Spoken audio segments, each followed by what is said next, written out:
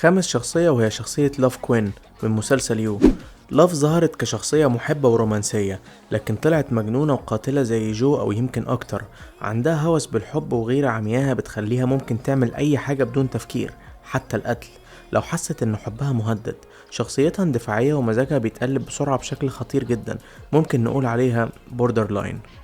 لاف نشأت في عيلة غنية جدا لكن مفككة، أهلها أغنياء لكن مهملين، وأخوها التوأم فورتي كان ضعيف ومدمن وهي كانت دايما بتحميه. وهي مراهقة حصل موقف رهيب شكل حياتها. المربية اللي بتراعيهم استغلت فورتي بشكل ما، فراحت لاف بدون تردد قتلت المربية عشان تحمي أخوها. أهلها استغلوا نفوذهم وغطوا على الجريمة وحملوها على فورتي المسكين. السر الفظيع ده فضل جواها لسنين. التجربة دي علمت لاف درس خطير جدا، وهي ان العنف ممكن يحل المشاكل.